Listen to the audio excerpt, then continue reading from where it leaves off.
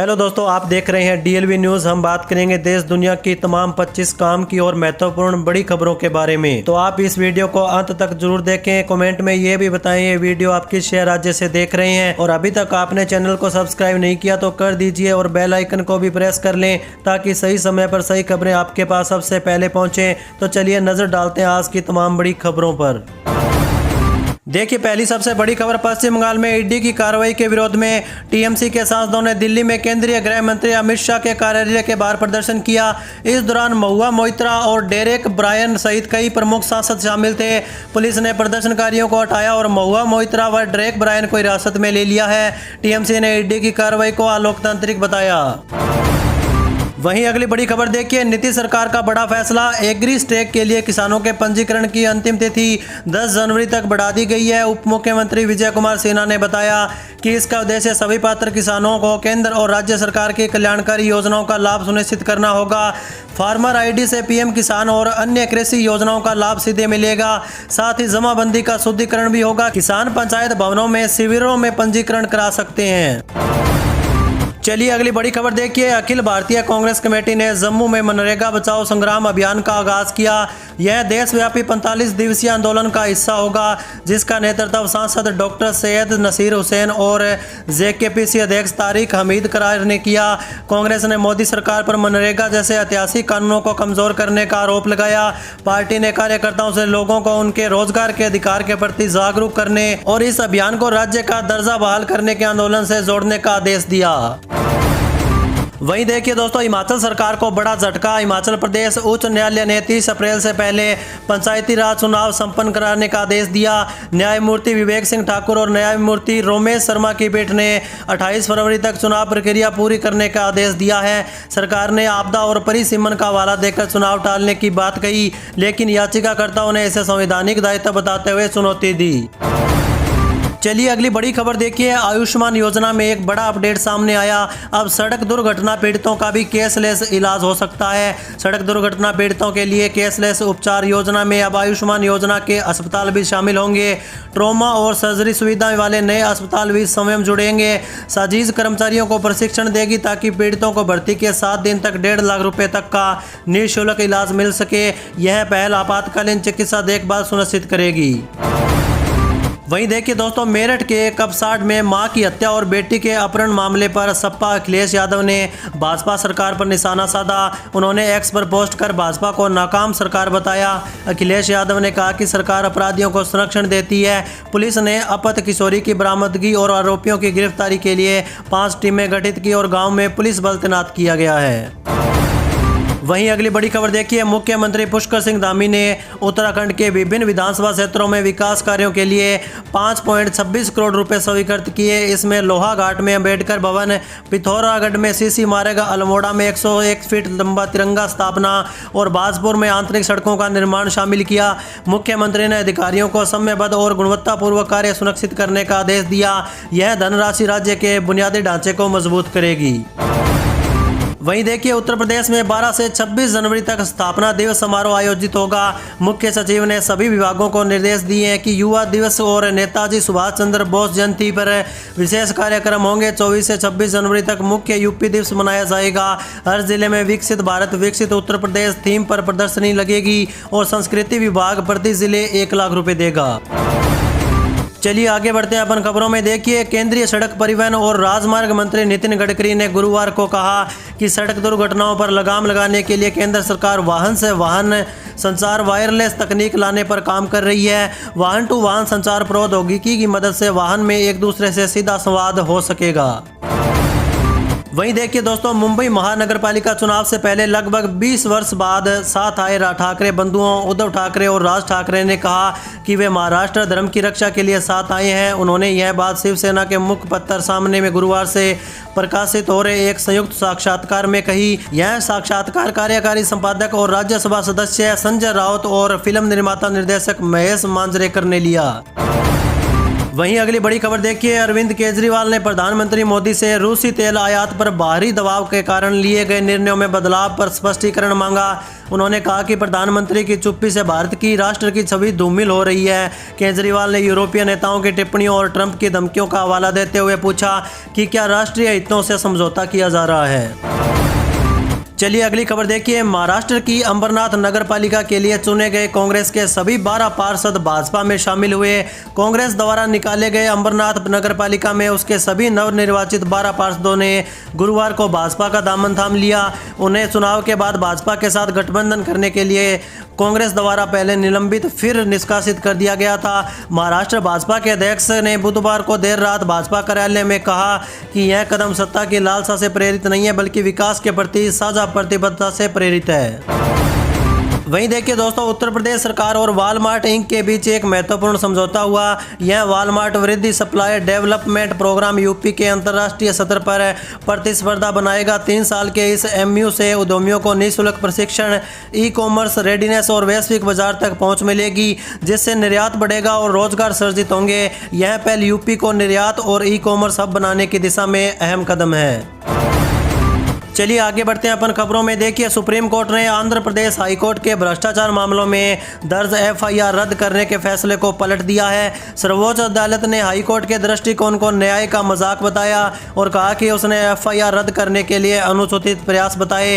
High court ने police थाने के अधिकार क्षेत्र के मुद्दे पर एफआईआर रद्द की थी, जिससे जांच रुक गई थी। वहीं दोस्तों देखिए, कांग्रेस नेता राहुल गांधी ने भाजपा को भ्रष्ट जनता पार्टी बताते हुए उस पर तीखा हमला बोला। उन्होंने अंकिता भंडारी हत्याकांड, उन्नाव बलात्कार कांड, इंदौर में जहरीले पानी से मौतें और प्राकृतिक संसाधनों के दोहन जैसे कई मुद्दों पर भाजपा की डबल इंजन सरकार को घेरा। वहीं अगली बड़ी खबर देखिए, लैंड फॉर जॉब घोटाले मामले में लालू प्रसाद यादव की फैमिली को बड़ा झटका लगा। कोर्ट में लालू के पूरे परिवार पर आरोप तय हो गए हैं कि परिवार के मुखिया लालू यादव और उनकी पत्नी राबड़ी देवी और बेटी मीसा भारती पर आरोप तय कर दिए गए। इसके अलावा बेटे तेज प्रताप, बेटे तेजस्वी और बेटी हेमा के खिलाफ भी आरोप तय हो चुके हैं। और ये भी जान लें कि लैंड फॉर जॉब मामले में कुल 98 आरोपियों में से 52 लोगों को कोर्ट ने आरोप मुक्त भी किया।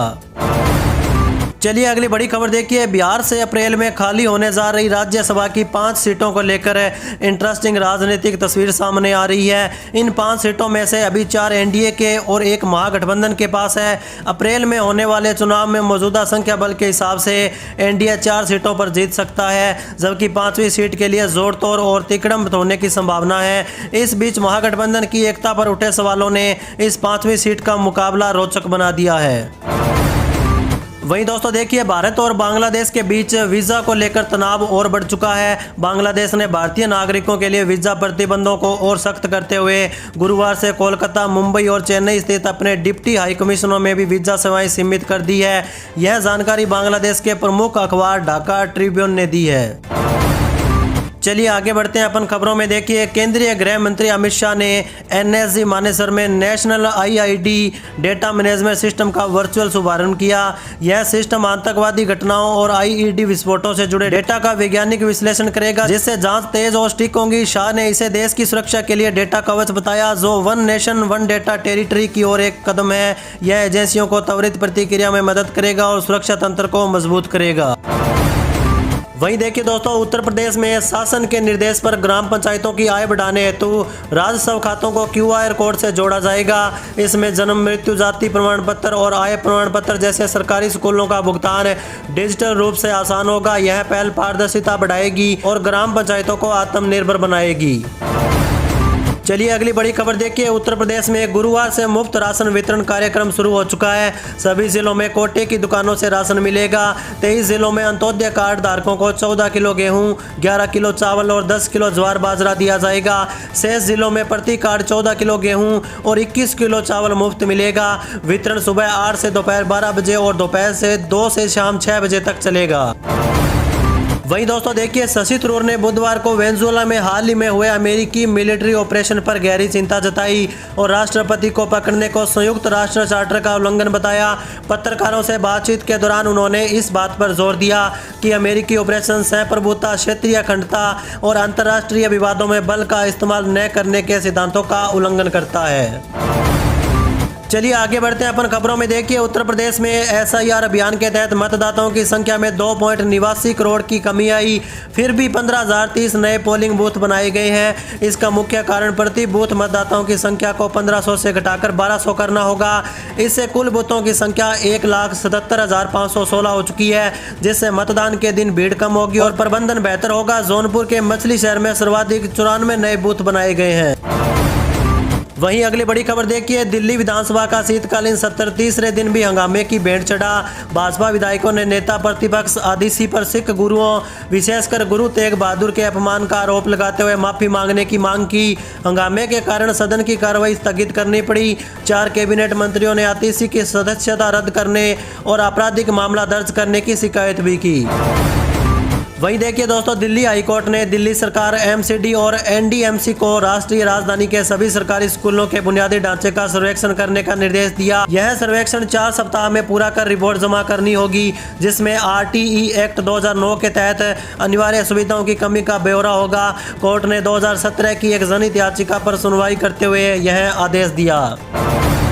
चलिए अगली बड़ी खबर देखिए, बिहार में सड़कों के रख रखाव के लिए अब AI तकनीक का इस्तेमाल होगा। मुख्य सचिव की अध्यक्षता में हुई बैठक में OPRC 3 के तहत 19,327 किलोमीटर सड़कों के लिए यह निर्माण लिया गया है। 7 साल के लिए लागू इस योजना में AI और मशीन लर्निंग से सड़कों की खामियों का पता लगाया जाएगा, जिससे मानवीय हस्तक्षेप कम होगा। लापरवाही बरतने वाले ठेकेदारों पर सख्त कार्रवाई की जाएगी। वहीं देखिए दोस्तों, सुप्रीम कोर्ट ने EPFO को 15,000 की मासिक वेतन सीमा की समीक्षा करने का निर्देश दिया। यह सीमा 2014 से नहीं बदली है, जबकि वेतन में काफ़ी वृद्धि हुई। केंद्र सरकार को 4 महीने में फैसला लेना होगा। इस कदम से कर्मचारियों की सेवानिवृत्ति, बचत और पेंशन लाभ में वृद्धि हो सकती है, क्योंकि नियोक्ता का योगदान भी बढ़ेगा। वहीं दोस्तों देखिए, उत्तर प्रदेश में जनगणना 2027 की तैयारियों को तेज करते हुए सभी जिलों में जिला स्तरीय जनगणना समितियों का गठन किया गया। इन समितियों की अध्यक्षता जिला अधिकारी करेंगे, जिसमें मुख्य विकास अधिकारी और नगर निगम आयुक्त सदस्य होंगे। यह समितियां 1 जनवरी 2026 से 30 जून 2027 तक जनगणना से जुड़े सभी प्रारंभिक कार्यों, प्रशिक्षण, मकान सूचीकरण और आंकड़ों के प्रकाशन का प्रभावी ढंग से संचालन करेंगे। चलिए आगे बढ़ते हैं अपन खबरों में। देखिए, बिहार में जनगणना की प्रक्रिया तेज हो चुकी है, जिसमें प्रमंडल से लेकर नगर निकाय स्तर तक अधिकारियों की नियुक्ति की गई। यह पहली डिजिटल जनगणना होगी जो मोबाइल ऐप के माध्यम से पेपरलेस होगी। प्रथम चरण अप्रैल से सितंबर तक आवास गणना का होगा, जबकि दूसरा चरण फरवरी 2027 में जनसंख्या गणना के लिए किया जाएगा। कार्य में बाधा डालने पर जुर्माना और कारावास का प्रावधान भी रखा गया है। वहीं दोस्तों देखिए, भगवंत मान सरकार ने सिख पंथ की दशकों पुरानी मांगों को पूरा करते हुए श्री अकाल तख्त साहिब, तख्त श्री केसगढ़ साहिब और तख्त श्री दमदमा साहिब से जुड़े शहरों को पवित्र शहर घोषित किया। इन शहरों में शराब, तंबाकू और मांस पर प्रतिबंध लगा दिया गया है। सरकार ने श्री तेग बहादुर जी के 350वें शहीदी दिवस को बड़े सत्र पर मनाया और उनके चरण स्पर्श वाले गाँवों को विशेष अनुदान भी दिया। इससे धार्मिक पर्यटन में वृद्धि होगी। वहीं अगली बड़ी खबर देखिए, अनुराग ठाकुर ने जी राम जी योजना पर कांग्रेस को घेरा। उन पर भ्रम फैलाने और गांधी के नाम का दुरुपयोग करने का आरोप लगाया। उन्होंने कहा कि पुरानी व्यवस्थाएं जैसे जवाहर समृद्धि योजना भ्रष्टाचार का अड्डा। अनुराग ठाकुर ने बताया कि मोदी सरकार ने तकनीक, AI और डिजिटल हाजिरी से पारदर्शिता लाई, जिससे बिचौलियों की भूमिका खत्म हो चुकी है और भुगतान भी सुनिश्चित हुआ। वहीं दोस्तों देखिए, राष्ट्रीय राजमार्ग ने टोल प्लाजा पर बिना फास्टैग वाले वाहनों के लिए UPI भुगतान की सुविधा शुरू कर दी है। अब वाहन चालक QR कोड स्कैन करके 1.25 गुना टैक्स देकर निकल सकते हैं, जिससे 2 गुना शुल्क भरने से बच सकेंगे। यह व्यवस्था कुशीनगर के हतीमपुर मुजाना टोल प्लाजा पर लागू हो चुकी है, जिससे वाहन चालकों और टोल कर्मियों के बीच विवाद खत्म होंगे और भुगतान भी आसान होगा। चलिए आगे बढ़ते हैं अपन खबरों में। देखिए, केंद्रीय स्वास्थ्य मंत्री JP नड्डा पश्चिम बंगाल विधानसभा चुनाव से पहले कोलकाता के 2 दिवसीय दौरे पर हैं। यहां पहुंचने पर उनका भव्य स्वागत किया गया। नड्डा प्रदेश भाजपा की नई कार्य समिति के सदस्यों के साथ बैठक करेंगे, जिसमें चुनावी तैयारियों का जायजा भी लिया जाएगा। वे डॉक्टरों से भी संवाद करेंगे। यह दौरा अमित शाह के हालिया दौरे के बाद हो रहा है, जो बंगाल में भाजपा की सक्रियता दर्शाता है। वहीं अगली बड़ी खबर देखिए, अमेरिकी राष्ट्रपति डोनाल्ड ट्रंप ने दावा किया कि प्रधानमंत्री नरेंद्र मोदी उनसे उतने खुश नहीं है। ट्रंप के अनुसार भारत को रूसी तेल की खरीद रोकने के कारण भारी टैरिफ चुकाना पड़ा। उन्होंने मोदी से अपने अच्छे संबंधों का जिक्र किया, लेकिन यह भी कहा कि भारत ने अब रूसी तेल व्यापार काफी हद तक कम कर दिया है। ट्रंप ने भारत पर अमेरिकी टैरिफ का भी उल्लेख किया। वहीं दोस्तों देखिए, महाराष्ट्र के अंबरनाथ नगर परिषद में भाजपा और कांग्रेस ने एकनाथ शिंदे की शिवसेना के खिलाफ गठबंधन कर लिया है। शिवसेना सबसे बड़ी पार्टी बनी, लेकिन बहुमत से चूक गई। भाजपा ने शिवसेना से बात न बनने पर कांग्रेस का हाथ थामा, जिससे भाजपा पार्षद नगर अध्यक्ष चुने गए शिंदे गुट ने इसे अभद्र युति बताया। देखिए अगली सबसे बड़ी खबर, भाजपा और शिवसेना ने मोहन भागवत के लव जिहाद संबंधी बयानों पर असदुद्दीन ओवैसी की टिप्पणियों की कड़ी निंदा की। भाजपा ने कहा कि ओवैसी के पास संघ प्रमुख को चुनौती देने का नैतिक अधिकार नहीं है, जबकि शिवसेना ने भागवत के विचारों का समर्थन किया। वरिष्ठ वकील अश्वनी उपाध्याय ने लव जिहाद को राष्ट्रीय समस्या बताते हुए दावा किया कि हर साल लाखों लड़कियां इसका शिकार होती है, जिससे भारत की जनसंख्या प्रभावित हो रही है। चलिए आगे बढ़ते हैं अपन खबरों में। देखिए, भाजपा ने कांग्रेस शासित कर्नाटक सरकार के अवैध प्रवासियों को आवास देने के फैसले का कड़ा विरोध किया। बेंगलुरु में हुए प्रदर्शन में बीबीआई विजेंद्र और आर अशोक जैसे वरिष्ठ भाजपा नेता शामिल हुए। भाजपा ने चेतावनी दी है कि यदि आवश्यक हुआ तो वे अदालत का दरवाजा भी खटखटाएंगे, क्योंकि राज्य की भूमि केवल कर्नाटक के लोगों के लिए है। उन्होंने मुख्यमंत्री सिद्धारमैया पर राजनीतिक लाभ के लिए भूमि का उपयोग करने का भी आरोप लगाया। वहीं दोस्तों देखिए, अखिलेश यादव ने भाजपा पर लोकतंत्र और संविधान विरोधी होने का आरोप लगाया। कहा कि एसआईआर के जरिए सरकार चोरी छिपे एनआरसी लागू करने का काम कर रही है और सत्ता का खुला दुरुपयोग कर रही है। चलिए इसी के साथ आगे बढ़ते हैं अपन खबरों में। देखिए, मुख्यमंत्री योगी आदित्यनाथ के नेतृत्व में उत्तर प्रदेश रोजगार प्रदेश के रूप में पहचान बना। कौशल विकास मिशन के तहत योगी सरकार ने 2026 की शुरुआत में 5 जनपदों में मंडल स्तरीय रोजगार मेलों के माध्यम से 1 लाख युवाओं को निजी क्षेत्र में रोजगार देने का लक्ष्य रखा। प्रत्येक मेले में 100 कंपनियां 20,000 युवाओं को नौकरी देगी, जिससे पलायन रुकेगा और राज्य की अर्थव्यवस्था मजबूत होगी। वहीं देखिए दोस्तों, उप मुख्यमंत्री सम्राट चौधरी ने बताया कि प्रधानमंत्री मोदी ने मुख्य सचिवों के साथ बिहार की परियोजनाओं की समीक्षा की। राज्य में 7.5 लाख करोड़ रुपए का निवेश चल रहा है, जिसमें 96% परियोजनाओं की बाधाएं दूर कर ली गई है। उन्होंने रेलवे, सड़क, टेलीकॉम और पावर सेक्टर सहित विभिन्न क्षेत्रों में हो रहे कार्यों की जानकारी दी और केंद्र सरकार के सहयोग के लिए आभार व्यक्त किया। चलिए अगली बड़ी खबर देखिए, हरियाणा के मुख्यमंत्री नायब सिंह सैनी ने कांग्रेस के मनरेगा आंदोलन को सिरे से खारिज किया। उन्होंने कांग्रेस पर अपने कार्यकाल में मनरेगा में भ्रष्टाचार का आरोप लगाया। सैनी ने मोदी सरकार की वीबीजी रामजी योजना की सराहना की, जो मनरेगा की कमियों को दूर कर पारदर्शिता लाएगी और रोजगार के दिन 100 से बढ़ाकर 125 कर दिए गए हैं।